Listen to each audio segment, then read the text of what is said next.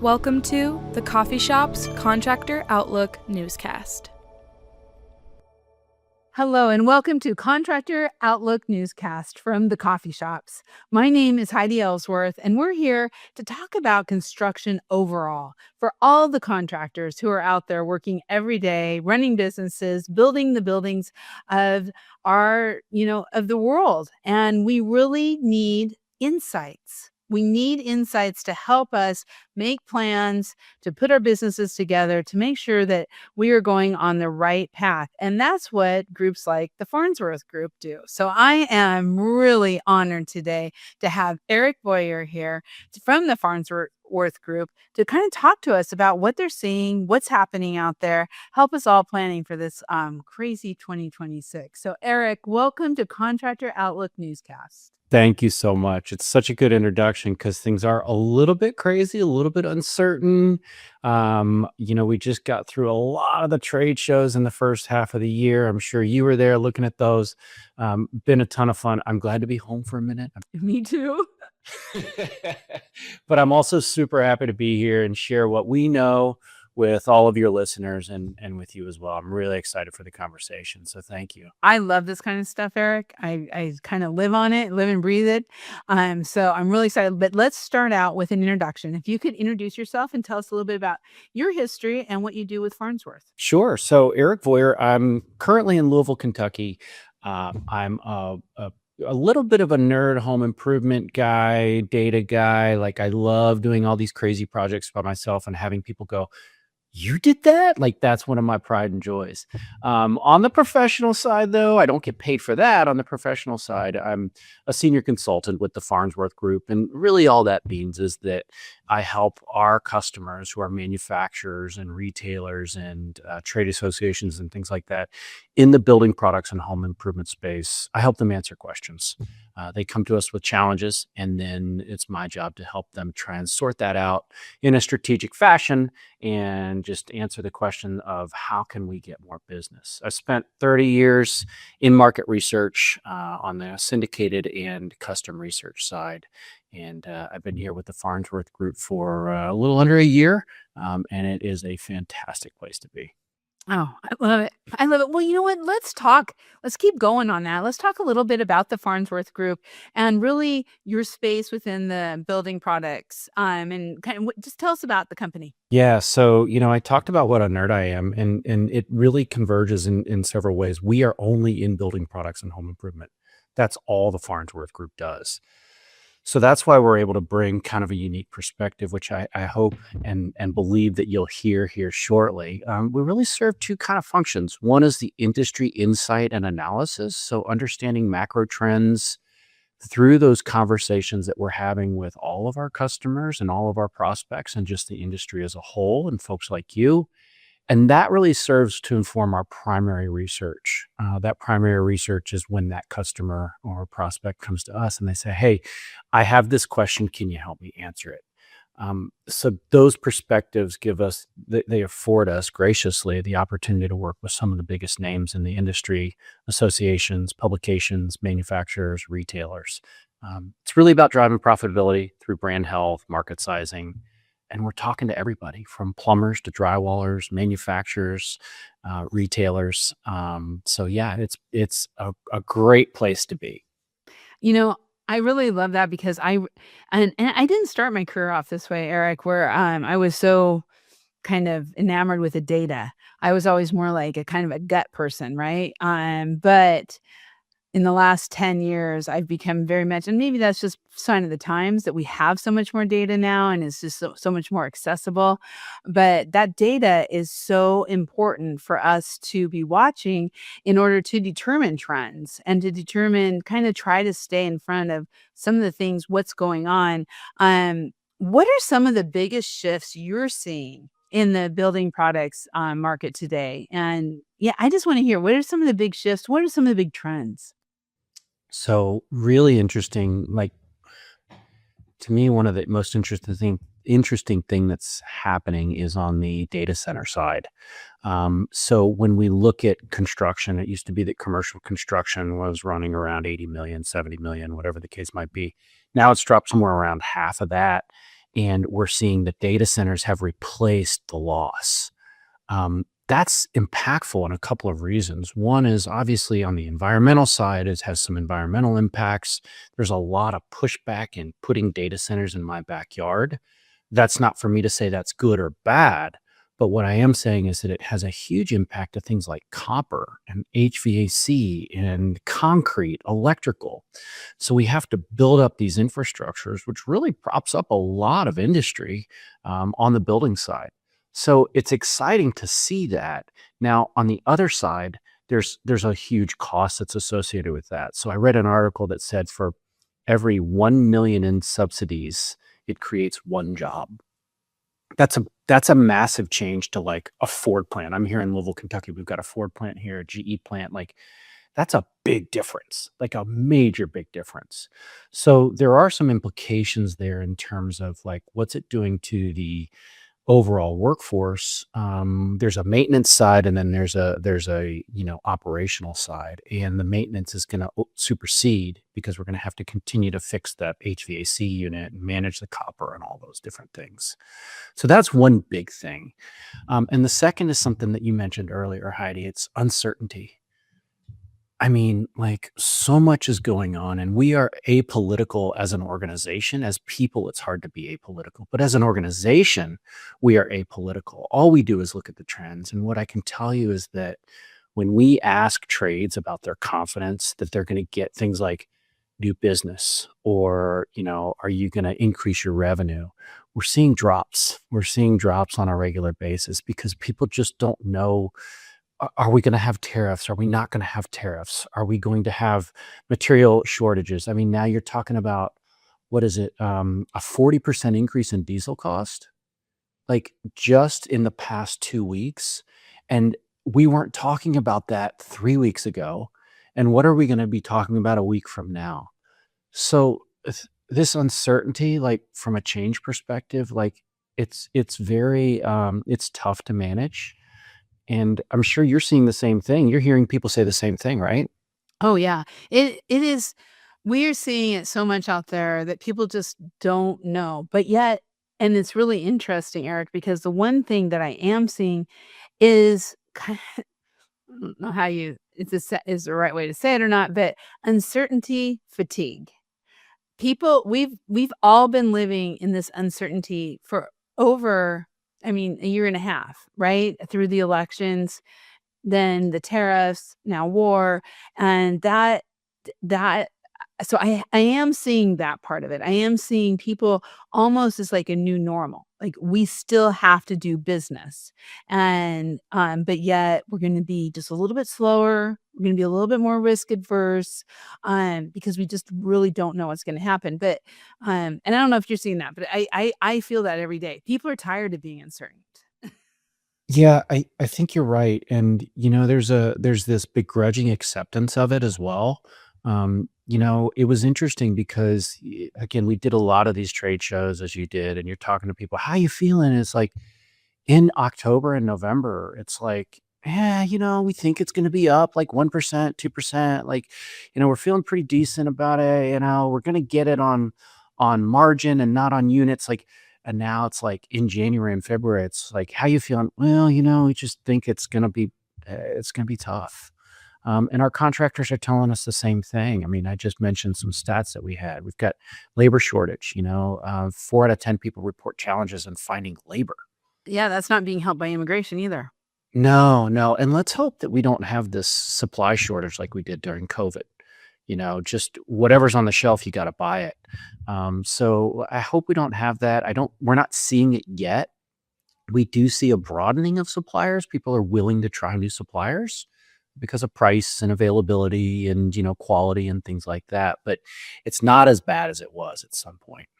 And also, and I know this is a little bit off, but just kind of following in that vein, it's going to be interesting to watch the buying habits and selling habits globally too, because I don't know if you heard these things, but in talking to a number of manufacturers internationally over the last couple months, they're kind of like, well, we're just kind of So we can't sell here as well. So we're going to sell here, right? We're looking at new markets. And so it's kind of it it's causing this change in how companies where they're selling and where they're kind of researching. I don't know if you've seen anything along that lines. Yeah, I think you hit something really key. It's like all across the chain, right? So you think about the supply side. So working with supplier to get materials from a certain place, people are shifting you got supply, and then you got the manufacturing, and people are shifting manufacturing from China to Vietnam, and now it's going to India. And now, so and people are hedging their bets across all these different places. And the same thing happens. It's like, well, we can't sell products in Canada anymore because they're a little bit mad at us. So, how are we going to do this, or how are we going to do that? And you're right. It resonates across the chain. And where we used to have this band of this is what we know, now we have more in the margins of that band. We really do. We really do. Talking to Canadians who are like, no, we're just, we're selling more into Europe now. We're selling more into South America now. We're not selling as much into the US. And so I think that those are little things that kind of add to the whole that I think have been really interesting. So as you're working with these manufacturers and really kind of helping them do that research with the contractors, and what the contractors saying are, talk a little bit about what you're hearing from the contractor side and how you're able to kind of bring that back to the manufacturers to help them. Because I'm just going to give one example that I'm really aware of, and that is time savings products because of the labor shortage. But I'm really interested, what are some of the things along with that you're seeing? Yeah. So time saving is a big deal. You're right. Certainly as we think about what our contacts are doing research on, pricing, segmentation, because as you mentioned, prices are getting higher, right? So we need to make sure that assortment that we have fits what our target market wants. And then are we even after the right target market? So we see this thing of like, okay, can we pare this back? Because instead of making 600 SKUs, can we make 400 and actually replace the same thing? There's a type of analysis called a turf analysis that'll actually provide you with that information. It's super cool. And then the pricing of those things.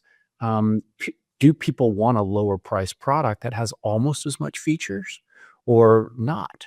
So we are seeing those as some really key trends in terms of things that people are looking for. Again, it's all about uncertainty, value creation, trying to stave off this thing of like, holy cow, like we just saw an 11% hit on the consumer side to their costs because of tariffs. Like, how can we help mitigate some of that? And then finally, I would also say, like, manufacturers really care about the people that are using their products. Like, they really, really do care. I know a lot of times it's like, this is stupid. They don't care about us, but they do, because obviously those are the people that are using them. Those are the people that are buying them. And those are the people that are recommending them.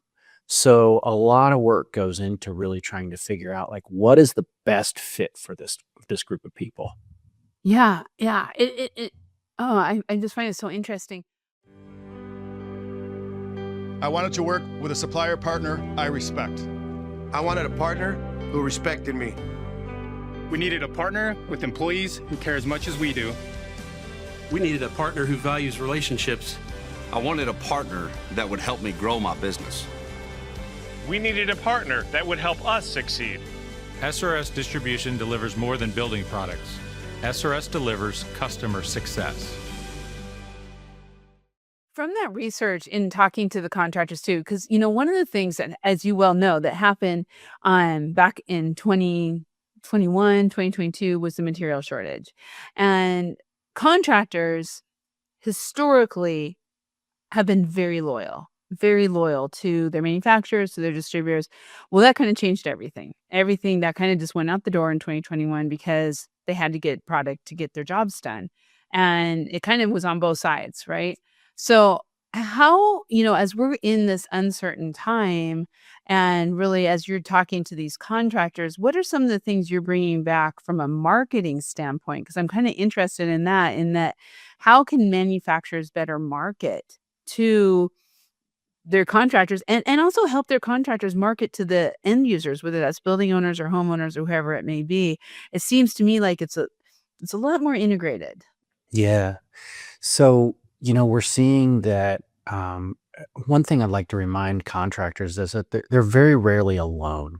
There's usually somebody else that's in the process bidding against them because most homeowners and commercial businesses, like they don't just go with a one bidder situation.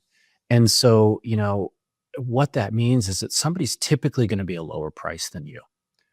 I mean, it just is what it is. And for me in particular, when I do business, like, okay, yeah, I know somebody's going to be a lower price, but are they going to do as good a job? And so what we like to do is offer options, and we recommend the same thing for contractors and for manufacturers, as I just talked about with that pricing option. But then clearly distinguish what the value is that goes along with each one of those. Homeowners in particular are very emotional people, right? We're seeing lower mobility rates. So what's happening is that people aren't moving from their homes and they're staying. Well, what does that mean? A lot of times, have you ever, when was the last time you moved, if I may ask? You can decline to answer. I can tell you 2009. 2009. Okay. Did you fix up stuff in your house when you did that? Yes. Did you say, "Oh, I wish we'd have done this before we moved"? Oh, that actually was a couple of moves ago, but yes, I've done that too. And we fixed up the new house we moved into. But yes, the old houses, you fix it up right before you get ready to sell, and then you're like, why have I waited this long? This is really nice. Yeah, we just did that. We painted the kitchen cabinets, and it's like, oh, this looks so great. I'm glad we did it and we didn't move. So anyway, my point is that emotional, like consumers are emotional, businesses are emotional. Like you can still make that emotional connection while identifying the data points that create the value. So that's one thing that we really, really communicate both on the manufacturer, retailer, and the contractor side. Manufacturers in particular, we talked a little bit about pricing assortment. So ensuring that you have prices that meet your customers' needs and understanding what they want, having wide assortments, but not too wide. And then pricing stability, right? I mean, we talked a lot about this lack of certainty. So if there's some way that you can provide some pricing stability, I think that's really going to make a big difference. I think so too. I think that's a great insight, and a great insight looking at the data too, because right now everyone expects the pricing to be high. They expect the increases. And so that's, if you can, that's a great strategy also of just saying, we're sticking with you. And I don't know. I want to kind of, that's interesting. That kind of has my head going. But I do want to ask you, what methodologies do you use to ensure research insights? And I'm really interested in this too. We do our trends survey every year, and we do it about 200 plus contractors. And I know how much work that goes into it. And to making sure, that you're not getting the wrong people, that you're truly getting the right contractors and everything. So how do you guys, I guess we're taking a little peek into Farnsworth, but how do you do this to be able to sure that you're getting high quality and actionable data for the manufacturers or whoever is kind of working on that? Yeah, I love that you called out because it's not easy. Even though it is so it's like anything. There's an easy way and there's a hard way, and the easy way rarely yields the results that you really want it to yield, which means correct. Because you can do this with Google Sheets, you can do this with SurveyMonkey, like you can do surveys on your own. But a lot of people seriously misunderstand or underestimate the amount of work that goes into it. I mean, you've got things like data quality. AI is. Do you use AI, Heidi? You don't have to tell us how, but do you use it? I do. Like, Yeah, I what really a believe it. powerful tool. Yeah. I mean, think about how powerful it could be to fake a survey with it. Oh, it's true. So, we see that a lot, and we throw out there's in survey, there's traps, there's pre-survey where we ensure that we get the right people through great recruiting. And then there's post-survey where you still throw out people who are faking the survey. Even things like looking at, I can't give away too many things, but looking at all the surveys that were completed and not completed, like there's patterns in that data. And if you don't do it on a regular basis, then it's much harder for you to spot those. Being connected to the industry, I mean, obviously we don't have to start as the Farnsworth Group, we don't have to start from ground zero. Like, okay, a hammer is the thing that you use to turn those little things. Is that what a hammer is? No, we don't have to do that. So we use the right language so people feel really comfortable. And then bias, like think about eliminating bias through questions. As a researcher, I'm sorry. Yeah. Like I see so many questions where I read that and I'm like, well, we know what that answer is going to be because they just told you. So those are some of the things, I mean, and complex methodology. I mean, like Van Westendorp or Gaber Granger. I mean, which one of those models are you going to use? Like, max diff, conjoint, like, semantic differential, like those are big words that I honestly don't even know what they mean. No, I'm kidding. Those are big words, but like there are right methodologies to use right things. So those are some of the things that we use to kind of ensure that the answers that we give our clients and the industry are relevant and accurate. Yeah. Now, and I should know this, but I don't. When you're doing your surveys, it's not just contractors or the distribution, or that you're also going to the end users, right? Or are you going? Great question. A lot of times we have to do both because the decision is made across that whole system. So the consumer, for roofing, for instance, we wouldn't want to ask like what brand of roofing shingles to a consumer because most of the time they don't care. But the contractor cares because this one has a nailing tab that's twice as strong as the other one.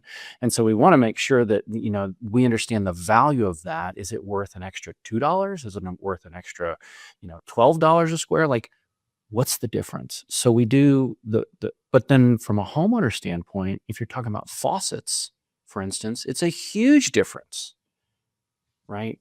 So we do both. And then we do the distribution. So sometimes it's important to understand, in the middle of that chain, like what do those people think? Sometimes it's important to go to, so it's everyone. It's a great question. Yeah. No, and because one of the things I see, and I love, in talking about this, who do you go to? How do you go to it? I love the fact that you understand building products. Because one of the things I've seen many times is when people are asking you questions, like you said, and you're kind of like, they don't know what they're talking about. And you just go, I don't want to, forget that. And so being able to have that knowledge and being that focus, I've always been big on the trades myself. And so to have that focus and really be able to understand it and bring that knowledge and be able to see those trends. We talked about them at the beginning. What shifts are you seeing in the market? But it takes time in talking to people and doing all these things to really kind of understand what's driving some of those lying behaviors. Like we were talking about, like loyalty, that's a big behavior that does determine a lot what goes on, and if contractors are going to stay with manufacturers or not, or distributors. It is, and I think you get this too. Like there's kind of this before, during, and after. Like the before is loyalty is a problem, but like what caused it, right? That's the before. The during is loyalty is a problem. The after is what do you do about it? And so being able to connect all those pieces is really where the Farnsworth Group sits. And I'm sorry, I'm not trying to sell the Farnsworth Group, but like that's where a great consultant and analyst and market researcher should sit, is in that space of saying, we know this was causing this, and by the way, here's how you win. And that's really fun. That's what I said at the beginning. That's the fun part of my job, is just solving these problems.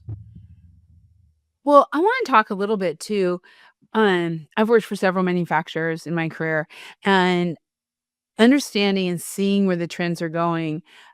Sometimes manufacturers, it just depends on kind of their culture, but some of them use that information to try to stop that trend, and others use it to get on and figure out how to get ahead of the trend and have the right products and put that out there. Because advocacy is big, right? Regulations are big. What are those trends? So I want to talk a little bit, and this is kind of off here, but I want to talk just a little bit about sustainability.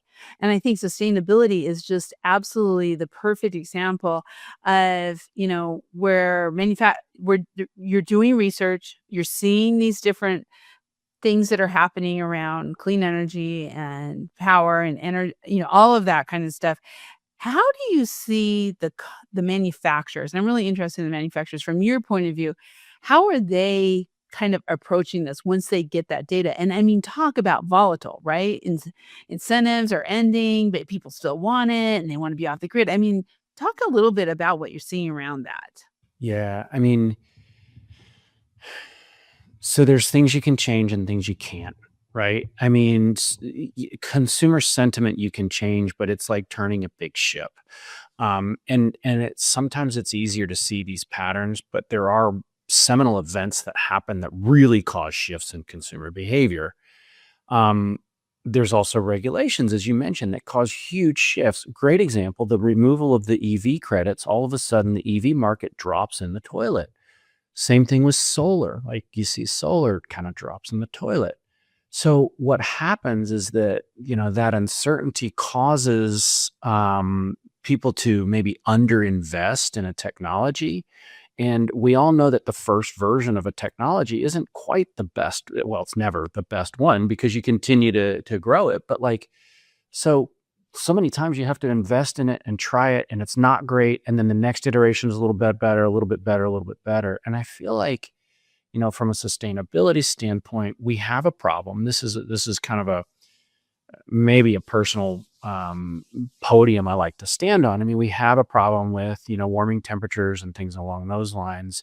But companies may be disincented to do it because they're afraid they're going to make the investment and then suddenly the rules change for all the players. And we know that this other technology that's less sustainable is still currently cheaper and more efficient. And so I just wish for me that, for the industry that we would see a little bit more long-term agreement on how things are going to happen. And maybe legislation that says, look, things have to sit here for a certain amount of time. But we do have clients that are doing research just saying, look, we need to understand the implication of if this, then that, and if that, then this. Great example. There's some, I got to be careful. There's some regulations in an industry that cause an existing product that is the most popular product sold. This is a national regulation to be gone, and it has to be replaced with something else entirely. And there's about 4 or 5 options right now for that. Nobody knows. This is a 2029 initiative. Nobody knows this. We talked to the trades and the trades were like, what? We talked to the homeowners and the homeowners were like, I don't care. I just want the product to work. So understanding the different pieces that the levers that you can pull really help them to craft the messaging to try and influence the decision in the end. Does that make sense? It does. It does. I think that's really interesting because I've seen the same thing, where they cardigan, the products are health risks, problems there, and we need to get rid of them and we need to make new products. And that is on the manufacturers. And that is sometimes hard, right? Even though they know long run, that's probably what's going to happen. I mean, and I kind of always look at that. I think, at the end of the day, the health of the planet, the health of the homeowners, the health of the building owners and tenants really is going to win the day. It may take a while to get there, but it's going to win the day. So I'm always kind of like, why don't you just plan for that? But there you go. Now I'll get off my soapbox. Well, here's the other thing I would say about that, because this is we may be sharing the soapbox, which is great. It's big enough for all of us. Consumers say that they care, but how much are they willing to pay? So many times it's like, yeah, or how much are they willing to suffer? EVs are a great example. Now there's different models that say, all right, mining the lithium for these batteries and this and this and this, but I think the data bears out that that's actually not the case, that mining the lithium and all that costs the environment more. Regardless, if there's a perception that it is better for the environment, consumers are still not willing to do it because they can still only drive 260 miles. They have to charge. It takes 30 minutes. So yeah, they may want it, but are they willing to sacrifice for it? That's where that balance comes in. I agree 100%. And it's difficult. It is really challenging. Okay. We could go on for a long time, but we're getting right in. So let's bring this around to what are some of the top trends? I know we talked about this at the beginning, but just kind of real quick that you think contractors should be watching over the next couple of years. What are some of those trends? So, we're in a situation, again, I'm going to use the AI word. AI is going to become like COVID. Every time you hear COVID, like you're like, oh gosh, I'm so tired of talking about it. But AI is going to be the new COVID. Like, I think that, we're seeing AI that's kicking up. ChatGPT is increasing. When we look at contractors, what contractors are using, they're using ChatGPT. Not a lot. I mean, it's 10 to 15 to 20%, but it's still, that's not insignificant. My son, for instance, I have a 25-year-old who is a maintenance supervisor in an apartment complex. Like, he's like, how do I fix this air conditioner? Like, he uses it. Don't tell them he doesn't know, but he uses it so much to do stuff, and it's crazy. So this digital, yeah, absolutely, I do as well. Yeah. So the digital natives, these guys are coming on board, and they're so used to using technology and phones and things like that. It's a slow shift, but you're seeing, TikTok, YouTube Shorts. You're seeing manufacturers that are posting a lot more content out there, so it's easier to get to. So different ways of consuming data. If you're a manufacturer, ensure that you're creating that content. Partner with content creators. Thank you. And so you partner with those folks and you make sure you get the message out there. The other thing we see, manufacturers, like a lot of manufacturers have recognized, if you're a contractor, there's a lot of value in things like calculators on their site and, how-tos and things like that. So you got to make it easy to reduce the friction. And so if you're a manufacturer, find ways to add value to that relationship, get them further down the funnel. If you're a contractor, look for that because those tools are out there. I mean, takeoff tools are going crazy right now. Here's a blueprint. All right, boom. Like, so much helpful information. And online estimates, huge for search. Yeah, there's so much going on. Yeah. No, I've got thousands, but yes, those are some of the big ones that are on my list. The other thing I would say is, like, be there when the contractor needs you. If you're a supplier, a distributor, or whatever, like, if they have a problem, like, don't make them wait 2 weeks to get back to them. That's where the loyalty comes in right there. That's so important. Eric, I have loved this. This is so much fun. I think you and I could go on for another hour, really easy, but we do need to wrap this up. So thank you so much for being here today and for sharing all your wisdom on what you guys are doing for the industry. Is just invaluable. Loved it. Thanks for having me. Look forward to maybe doing it again. Oh, we will. We will. This sounds great. Thank you so much. And thank you all for listening. Wow, great information. Please share this, get it out there, because this is the kind of information that can really help build your business. And check all of our RLW webinars and podcasts under the RLW navigation. Be sure to subscribe and set those notifications so you don't miss a single episode. We'll be seeing you next time on Contractor Outlook Newscast. Thanks for tuning in to the Coffee Thanks Shop's for tuning in to Contractor the Coffee Outlook Shop's Newscast. Contractor Outlook Learn more Newscast. at thecoffeeshop.online. Learn more at thecoffeeshop.online. And And subscribe to get notified when the next episode launches on the first Wednesday of every month.